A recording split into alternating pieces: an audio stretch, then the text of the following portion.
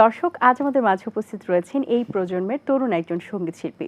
তার কিছু সংখ্যক গান দিয়ে অলরেডি কিন্তু কিছুটা জায়গা করে নিয়েছেন ইন্ডাস্ট্রিতে এবং আরও পুরো দমে কাজ নিয়ে আপনাদের সামনে আসার চেষ্টা করছেন। শুনবো তার গল্প, শুনবো তার গানের সাথে পথ চলা। আমন্ত্রণ জানাচ্ছি সঙ্গীত শিল্পী আনিলা আমিরকে। আপু, আপনাকে আমন্ত্রণ এইটিন মিউজিকের আজকের আয়োজনে। কেমন আছেন আপনি? ভীষণ ভালো আছি আপু, আপনি কেমন আছেন? আমি বেশ ভালো আছি, আপনাকে পেয়েও ভালো লাগছে। ইন্ডাস্ট্রিতে পথ চলার জার্নিটা আপনার অনেক দিনেরই, কিন্তু যদি বলি মৌলিক গানের সংখ্যা বেশ কম। শুরুতে এই প্রশ্নটাই থাকছে আপনার কাছে যে এত কম কেন? প্রথমেই বলতে হয় যে আসলে আমি একজন প্রফেশনালি আসলে একজন অ্যাজ আ প্রফেশন আমি ডক্টর। সো আমার দেখা যায় যে একদম শুরু থেকেই পড়াশোনার অনেক বেশি চাপ ছিল। ছোটবেলা থেকেই গানের সাথে ছিলাম, এটা ট্রু। তবে দেখা গেছে যে একটা সময়ে মানে পড়াশোনাটা এত বেশি প্রেশারাইজ করে রেখেছে যে আসলে যারা আমরা এমবিবিএস ডক্টর স্পেশালি, তারা তো আসলে পড়াশোনা নিয়েই থাকতে হয়। তো তারপরও দেখা গেছে যে এত কিছুর পরও আমি চেষ্টা করে গেছি যে যতটা গানের সাথে থাকা যায়, গানটাকে আর কি ছাড়া হয়নি পুরোপুরি, গানটা ধরে রাখার চেষ্টা করেছি। তো সেই কারণেই মূলত আসলে আমার আসলে মৌলিক গানের সংখ্যাটা খুবই কম।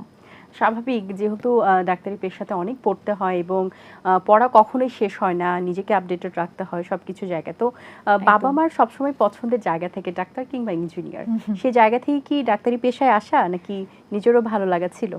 আসলে আমার বাপির খুব ইচ্ছা ছিল যে তার মেয়ে একজন চিকিৎসক হবে। তার মানে কিন্তু এটা নয় যে গান ছেড়ে দিতে হবে। আমার মা-বাবা দুজনেই আমার গানের ব্যাপারে খুবই সাপোর্টিভ এবং খুবই ইন্সপায়ার করে আমাকে সবকিছুতেই। তো আমারও ইচ্ছে ছিল যে একজন ডক্টর হিসেবে নিজেকে যদি প্রতিষ্ঠিত করতে পারি। তো দেখা যাচ্ছে যে আমার ইচ্ছে এবং আমার মা-বাবা দুজনের ইচ্ছা থেকেই আসলে আসা এই পেশায়। বেশ, যেহেতু আপনি একজন ডাক্তার প্লাস একজন সঙ্গীত শিল্পী, মনে করেন আমি আপনার পেশেন্ট এই মুহূর্তে, এখন আপনার কাছে এসেছি, আপনার কাছে বলছি যে ডাক্তার সাহেব আমাকে একটি গান শুনিয়ে মন ভালো করুন, তাহলে কোন গানটি শোনাবেন আমাকে? আমি তাহলে এখন যেটি গাইতে ইচ্ছে করছে, মন ভালো করারই একটি গান। আমার ভীষণ পছন্দের একটি গান। পিন্টু দা এবং সুকন্যাদির গাওয়া। খুবই জনপ্রিয়তা পেয়েছে গানটি। বারবার বহুবার তোমাকে চাই। আচ্ছা, দেখছি এই গান শুনে কতটা আমি সুস্থ হয়ে যাই।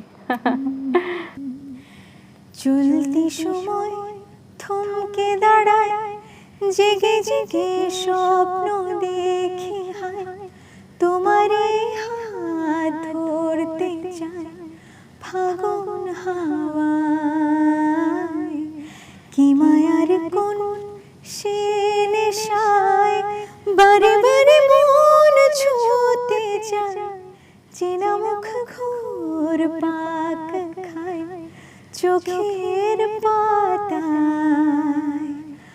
আমি বারবার বহুবার তোমাকে চাই, আমি বারবার হাজারবার তোমাকে চাই, আমি বারবার বহুবার তোমাকে চাই, আমি বারবার হাজারবার তোমাকে চাই। বাহ, দারুণ! আপনার মৌলিক গানের সংখ্যা কম, একটি নাটকে গান করা হয়েছে। হ্যাঁ, সেই হ্যাঁ। নাটকটি কোনটি এবং সেটি সম্পর্কেই জানতে চাই। নাটকটি ছিল হচ্ছে ট্রেন্ডি লাভ নাম নাটকটির। এটা আসলে ভালোবাসা দিবসে মুক্তি পেয়েছিল এবং এই গানটিতে আমার সাথে কো আর্টিস্ট হিসেবে ছিলেন আকাশ সেন ভাইয়া, ইন্ডিয়ার, কলকাতার। তো গানটি আসলে লিখেছেন দেলোয়ার আরজুদা সরফ ভাইয়া। তো তার লেখা গানটিতেই আসলে আমার সুযোগ হয়েছে কণ্ঠ দেবার। তো এটাই। ভালো লেগেছে। ধন্যবাদ। রিসেন্টলি আর কি কাজ নিয়ে এখন কাজ করা হয়েছে কিংবা আর কি কাজ হাতে আছে? এখন মূলত আমার হচ্ছে এমবিবিএসটা কমপ্লিট হয়ে গেছে, তো এখন আমি গানের পেছনে একটু বেশি শ্রম দিতে চাচ্ছি, গান নিয়ে একটু আর বেশি চেম্বার ফোকাসড। বা চেম্বার ডাক্তারি পেশা আসলে কতটুকু বলতে ব্যালেন্স গেলে করা আমরা হবে? যারা রিসেন্টলি পাশ করে বের হয়েছি তারা তো ইমিডিয়েটলি আসলে আমরা চেম্বার করতে পারি না, আমাদের পোস্ট গ্র্যাড করে নিতে হয় অথবা যে কোনো একটা ডিগ্রি থাকতে হয়। তো ওগুলো ভাবছি, ওগুলোও করব। ওগুলো তো আসলে এমবিবিএস লাইফটা পুরোটাই একটা লেন্দি প্রসেস, তো অনেক সময় সাপেক্ষের ব্যাপার। তো এখন আমি চাচ্ছি যে গানটা নিয়ে একটু আবার আগের মতো একটু আগাই। তো এখন দেখা যাচ্ছে যে একটু কভার সংস করা হচ্ছে, আবার মৌলিক গান নিয়েও কিছু কথা চলছে যাতে সামনে একটু আসতে পারে নতুন কিছু কাজ। তো এটুকুই। আচ্ছা, মৌলিক গানে এখন কিন্তু নিজেদেরকে অনেক শিল্পী একটু ইনোভেটিভ ওয়েতে রিপ্রেজেন্ট করার চেষ্টায় আছে এবং করছেন, এবং একটু নিজেকেও মডেল হিসেবেও সেই জায়গায় রাখছেন, এবং ফিউশন আকারে বা রিমিক্স আকারে গানগুলো করছে, যাতে করে দর্শকদের, এবং স্পেশালি যদি বলি একটা কাহিনী নির্ভর একটি গান হচ্ছে, সেই জায়গায় কিরকম কোনো প্ল্যানিং আছে কিনা?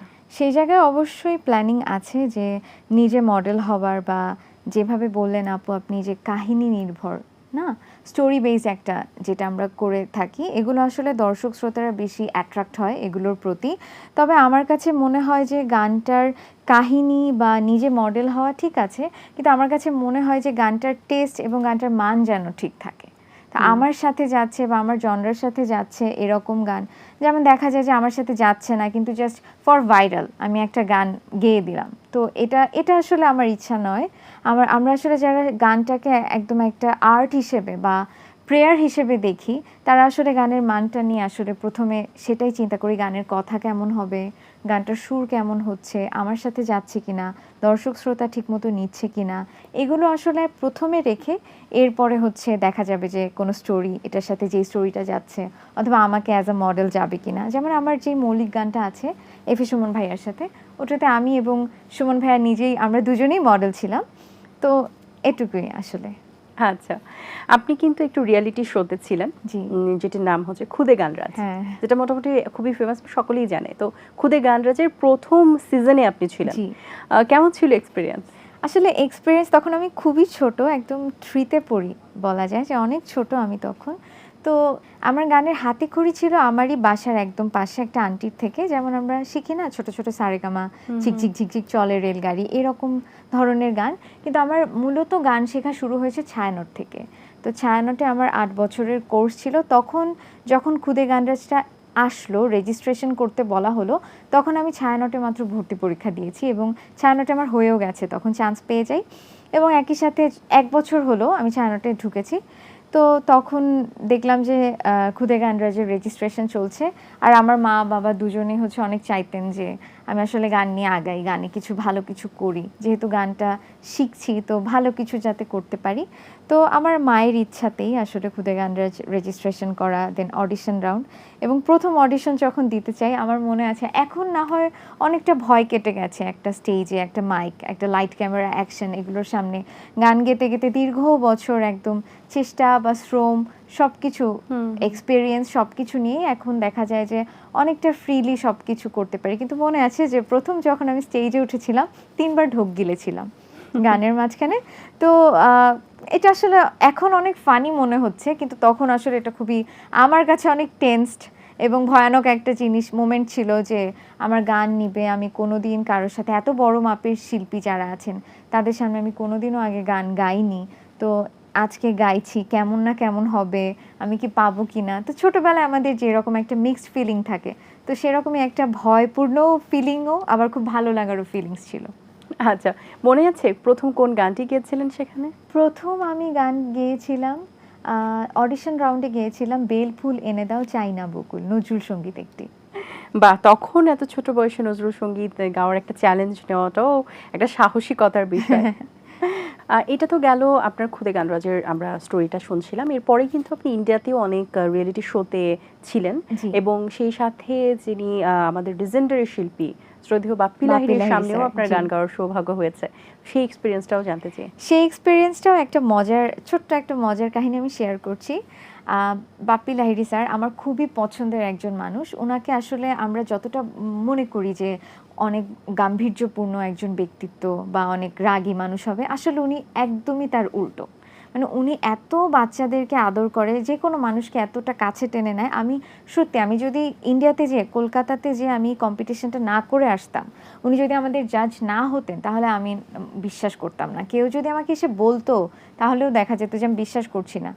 আমারই তো অবিশ্বাস্য লাগছে। হ্যাঁ, কিন্তু আসলেও তাই। উনি খুবই সাধারণ জীবনযাপন করতে পছন্দ করেন এবং খুবই হাম্বল একজন পার্সন। তো তো আমারও আবারও একই কথা যে খুদে গান্ডার্স থেকে বের হয়ে আমি সুরদরিয়া বাঘাগাইন নামের একটা রিয়েলিটি শোতে যাই। তো সেখানে যেও আমার ভয় কাজ করছিল, কারণ আমি তো মাত্র বাংলাদেশে করে এসেছি, এখন তো বাংলাদেশের গণ্ডিটা পেরিয়ে আমি ভারতে যাচ্ছি, কলকাতাতে যাচ্ছি। তো ওখানকার মানুষ কেমন না কেমন আমি জানি না, তখনও তো আমি খুবই ছোট। কত ছোট ছিলেন তখন? আমি ক্লাস 5-এ পড়ি তখন, একদমই ছোট বাচ্চাই বলা যায়। অবশ্যই তার জন্য এনভায়রনমেন্টটা পুরোটাই অন্যরকম। কিন্তু আমার প্রথম ভয় লাগছিল, পরে ওখানে যাওয়ার পর সব দিদিরা দাদারা এত ভালো, তারা যে আসলে মানে এত আপন করে নিয়েছে। আমি যখন পুরো 2 মাস আমাদের ক্যাম্পিং ছিল, 2 মাস শেষ হওয়ার পরও আমার ইচ্ছে করছিল যে কেন আমি এখন চলে যেতে কেন হবে আমাকে, আমি আরও কয়েকটা দিন থেকে যেতাম, এরকমই মনে হচ্ছিল। তো বাপ্পি লাহিড়ী স্যারের যে কথাটা বলছিলাম, স্যারকে আমি প্রথম দেখায় খুব ভয় পেয়েছিলাম, কারণ আসলে ওনাকে দেখে আমার খুবই মনে হচ্ছিল যে উনি খুবই একজন রাগী পার্সন হবে বা খুবই গাম্ভীর্যপূর্ণ এরকম কোনো একটা ব্যক্তিত্ব হবে। তো খুবই ভয় লাগছিল, এবং আমি তো মেকআপ রুম থেকে দৌড়ে একদম ওয়াশরুমে যেয়েই পালিয়েছিলাম যে আমি গান করব না, আমি রিয়েলিটি শোতে থাকবো না, আমি কুইট করে দিব। তো তারপরে ওদিন আমি গান গাইলাম তার সামনে, আমার ফার্স্ট গানটা ছিল তার সামনে গাওয়া ও নদীরে, ব্যান্ডের গানটি ও নদীরে। তো গান গাইবার পর উনি আমাকে স্ট্যান্ডিং ওভেশন দিয়েছিল এবং এত ভালো বলেছে, আমাকে নিয়ে এত ভালো কথা বলেছে। এবং উনি কিন্তু ছোট ছোট কবিতা বানায়, কেউ ভালো গান গেলে তাকে নিয়ে একটা ছোট ছোট লাইন ইনস্ট্যান্ট বানিয়ে বলে দেয়। তো আমার সেই দিন থেকে আমার মনে হচ্ছিল যে আমার খুবই কাছের কেউ একজন যে আমাকে এত বেশি ভালোবাসছে।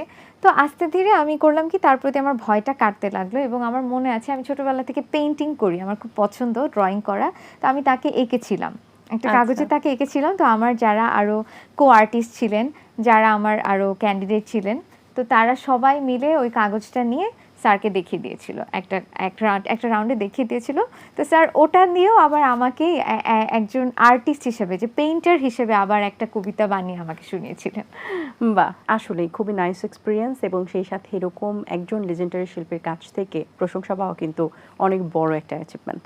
তো আমরা যে গানটির কথা শুনছিলাম, যে গানটির জন্য আপনি এত সুন্দরভাবে প্রশংসা পেয়েছেন, প্রশংসিত হয়েছেন, সেই গানটি আপনার কণ্ঠে আমরা এই মুহূর্তে শুনতে চাই। অবশ্যই চেষ্টা করছি। ও নদী রে তুই যাস কোথায় রে, কল কলাইয়া ছল ছলাইয়া কোন সাগরে।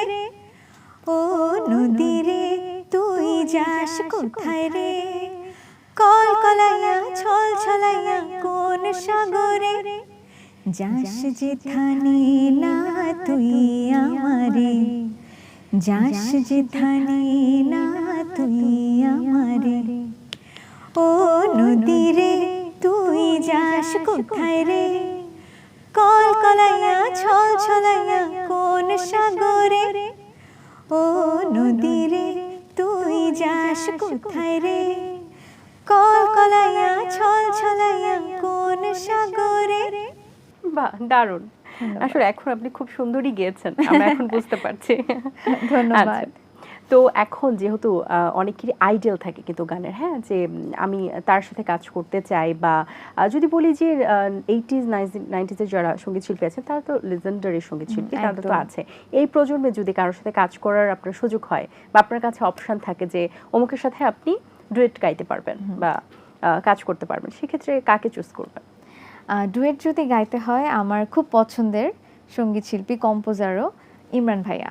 আমার তার গানের কম্পোজিশন, গানের সুর, কথা লেখা সব কিছু, মানে ফুল গান, থিম যেটাই হোক, আমার তার গান খুবই পছন্দ এবং খুবই ভালো লাগে। আসলে আমার ইচ্ছা আছে তার সাথে কোনো ডুয়েট করা, বা কোনো সিনেমাতে যদি পসিবল হয় কোনো কিছু, যে কোনো কিছু তার সাথে করার। আর একটা কথা, যেটা আইডলের কথা বললেন আপু, ওটা না বললেই নয়। আমার আসলে আইডল এই আমার দেশের এবং ওই দেশের দুই জায়গা থেকেই দুজন আছেন। বাংলাদেশে আমি আমার আইডল হিসেবে শ্রদ্ধেয় রুনা লায়লা ম্যামকে একদম ছোট থেকেই তাকে মেনে আসছি। এবং ওপার বাংলায় যদি কলকাতার কথা বলি, তাহলে শ্রেয়া ঘোষালের কথা আমাকে বলতেই হবে।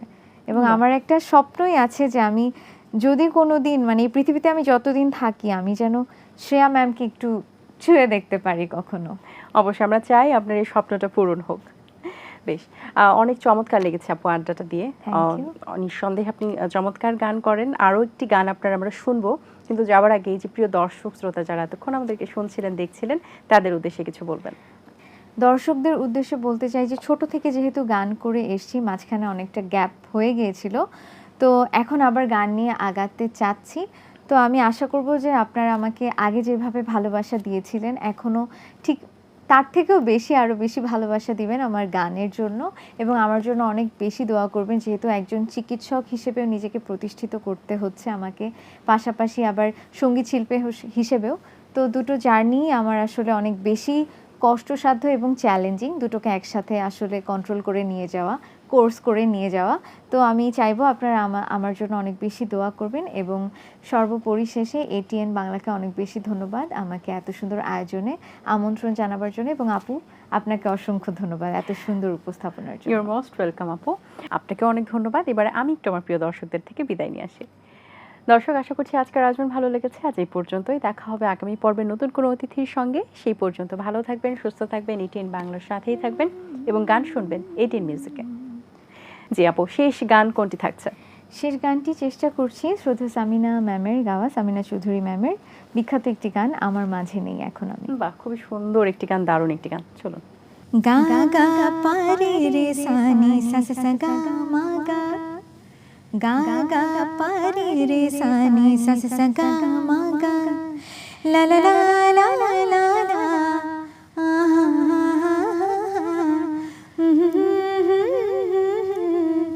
লা লা লা লা লা লা, আমার মাঝে নেই এখন আমি, স্বপ্নের সিঁড়ি বেয়ে স্বর্গে নামি, যেন অন্য রকম এক ভালোবাসাতে ডুবে আছি তুমি কাছে আসাতে, মন যেন এক উদাস কবি, ভালো লাগে রাত, ভালো লাগে চাঁদ, ভালো লাগে রে সবই, ওই ওই ওই ওই ওই ওই, ভালো লাগে ফুল কিছু কিছু ভুল, ভালো লাগে রে সবই, যেদিকে তাকাই যেখানে চোখ যায় সেখানে দেখি তোমায়, লুকোচুরি মন লুকোচুরি সুখ লুকিয়ে রয় ভাবনায়, যেন অন্য রকম এক ভালোবাসাতে ডুবে আছি তুমি কাছে আসাতে, মন যেন এক উদাস কবি, ভালো লাগে রাত, ভালো লাগে চাঁদ, ভালো লাগে রে সবই, ওই ওই ওই ওই ওই ওই, ভালো লাগে ফুল কিছু কিছু ভুল, ভালো লাগে রে সবই।